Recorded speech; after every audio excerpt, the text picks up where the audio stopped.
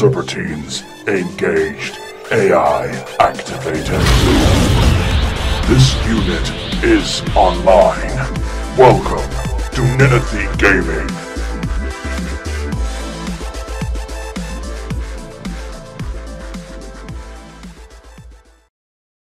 Hello everybody, my name is Ninethy, and this is a completely unscripted, very brief analysis of the Halo Infinite campaign. I'm going to try and keep it as spoiler-free as possible, but a couple of people have asked me for it, so as usual, second channel content. Now for me personally, this is one of my favourite campaigns I've played in the Halo series, right next to, in chronological order, Halo Reach, Halo CE, Halo 3. I don't know where Infinite fits on that right now. I need to play through it again. Halo 2's at the bottom because it's just stupidly difficult and legendary. I'm joking, Halo 2 has a pretty decent story. Okay, so Halo Infinite's story is a mismatch of things which strangely work. They did the usual 343 thing where they tried to correct the last game's mistake by forcing certain things which on the surface doesn't really, it kind of glances over a lot of issues, but when you dig deeper you start to question some of the choices and the things that happen in Halo Infinite, and you're like, well, if such and such can do this, why didn't they do this to stop such and such doing that? It's some of it's a bit convoluted, some of it free. I don't think 343 really thought about it, but you have to bear in mind that pre-launch, 343 actually had to take 2/3 of the game. They had to cut 2/3 of the game because they weren't going to make it. So you have to question what the fuck they were going to release in 2019. That aside, the story is great. I really enjoyed the pacing of it. It was a little bit shorter than I expected it to be. A lot of people said it was going to be 20 hours long. I think it's going to be 20 hours long if you play it on Heroic and you do all the side quests and you go and explore the open world segment of it. So there's two bits to the campaign. You've got the linear story progression that has always been in Halo. Oh my god, you got this thing. Open world segment. It's like pseudo Breath of the Wild, which is actually what they wanted Halo Infinite to be before cutting it up. And the linear campaign is very good. The voice acting is incredible. Jen Taylor, Cortana's voice actress, is fucking incredible.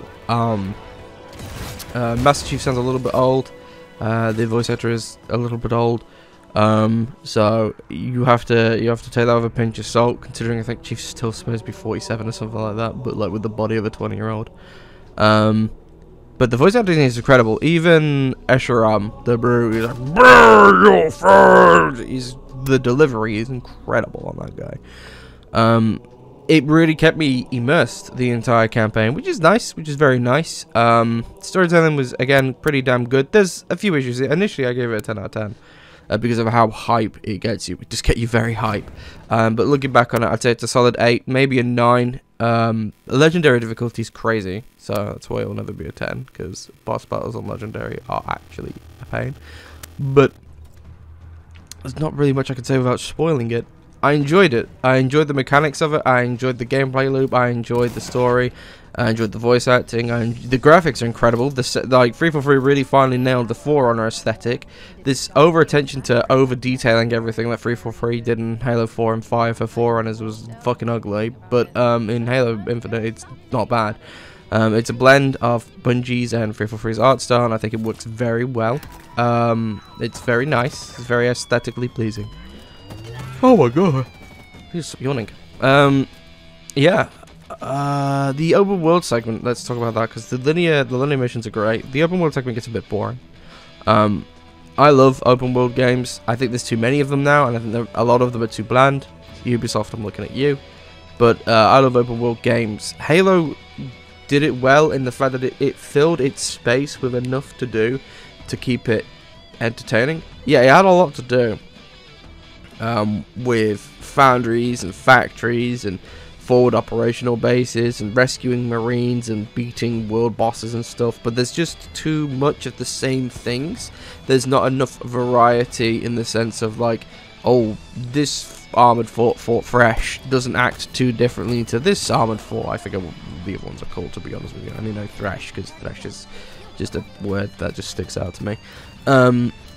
the fact that it's the same biome as well as like Halo 3, there's like you know, you're on Earth, then you're in the sand of the Ark, then there's like a snowy section, like, I'm pretty sure there's a snowy section, and then there's like green stuff. Like Halo 3 is very versatile in its biomes, and I wish Halo Infinite was, because Halo Infinite you stay on one part of the ring, which I think that there would have been more. Because in the distance you can see the likes of a crashed Guardian floating on one of the little island things.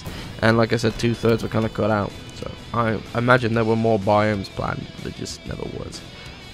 Boss battles are pretty good. Some of the rooms aren't well designed. I literally got stuck on a fucking wire. Like a little ground wire. Like it was its own asset. Which is kind of cool because it means that the floor is it's physical. But I got stuck on this thing and I died to the boss because of it, and I was like, what am I'm literally, there's nothing in front of me, why am I dying? Why am I stuck? So that was a bit annoying. Some of the boss battles are a bit over the top, some of them are a bit underwhelming. I don't know if Halo works with boss battles in general, but Halo Infinite seems to have found a formula that's not too bad. Perhaps make them a bit more unique, like Shacklock enters like an actual badass, but then he just turns invisible and runs at you with a sword. That's it. And I was like, oh. Like every other elite in the game does. That's the thing. All the elites run at you. They all go, fight me with honor. Then they turn invisible and then run at you with swords. And it's like, they all do this pretty much. Like the only ones that don't do this are the blue ones. I'm like, okay. Anyway, Halo Infinite, a solid 8 out of 10. Maybe a 9 out of 10. I'd have to play for it again. Campaign, pretty damn good. Like I said, more biomes would be amazing because the exploration itself gets a little bit boring, even with the upgrades we can just Spider-Man across.